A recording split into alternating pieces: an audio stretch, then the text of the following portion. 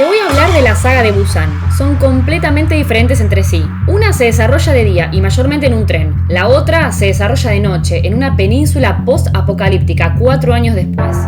Soy Romy Gorián de VHS Nerds y esto es Busan Gicha y Hando, traducido en Hispanoamérica como Tren a Busan y Península.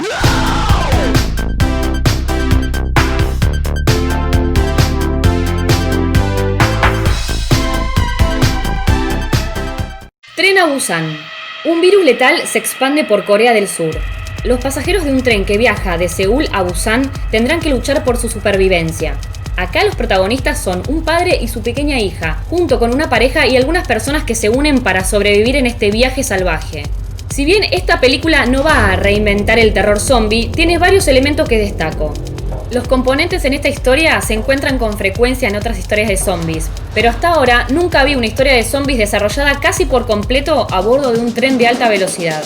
O detalles como características nuevas de estos zombies, que si bien son sensibles al sonido, también se ven afectados por su visión. Otra característica que noté es que, a excepción del guardia de seguridad, no hay armas de fuego en toda la película, solo elementos como un bate de béisbol o los puños de uno de los personajes. También logra crear una tensión emocional genuina en medio del caos y la historia permanece hasta el final.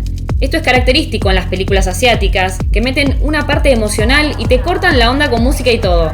A mí en general no me gusta, pero no lo critico, porque es parte de su cultura. De todas maneras, en esta película no se ve forzado, ya que los protagonistas son el padre y una nena chiquita. Así que es imposible que no nos genere emoción o angustia por ellos. En medio del caos dejan espacio también para cuestionamientos sociales. Se exponen en los personajes, en donde tenemos a los clásicos, los buenos y los malos, o sea, los que son más peligrosos que los mismos zombies, los que representan lo peor de nuestra raza, y que lo único que les interesa es salvarse a sí mismos, sin importar por encima de quién pasen. Las interpretaciones también son buenas, y no son exageradas como en algunos personajes de su secuela. Ese también es un punto fuerte en esta cinta.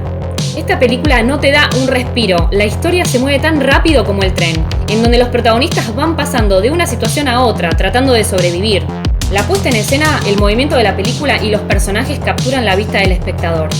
Son cientos de extras atacando de forma despiadada a los protagonistas, y vemos cada detalle y cada movimiento de cerca, sin tanto CGI como nos ofrecen otras películas cuando tienen que mostrar zombies en manada a la distancia.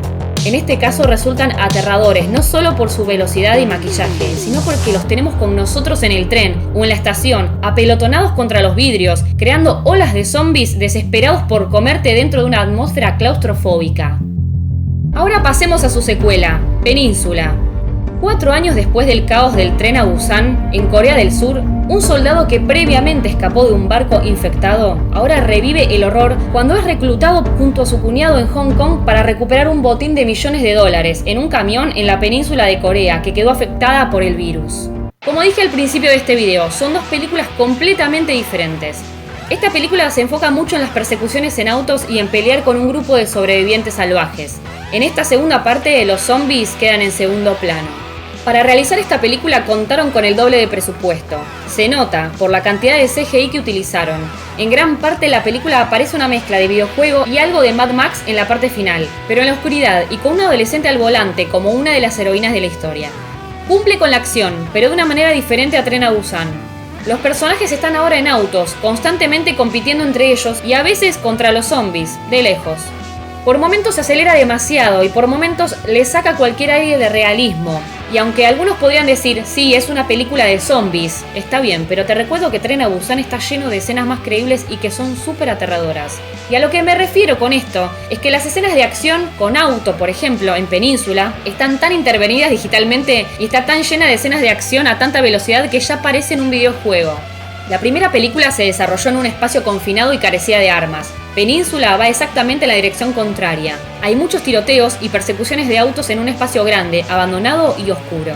No está mal que nos ofrezcan villanos que no sean zombies, pero no están a la altura de ser un contrincante serio, a mi criterio. Parecen bastante idiotas y salvajes. Si van a dejar en segundo plano los zombies, coloquen uno o más villanos como para tomar en serio. Es una sugerencia.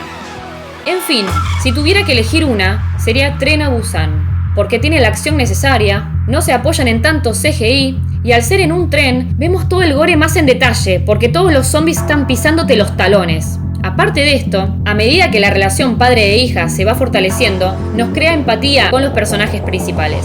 También hay detalles que la diferencian de otras películas de este subgénero, como el no utilizar armas de fuego o la nueva característica de los zombies. Y entre medio de todo eso hay un cuestionamiento social para reflexionar.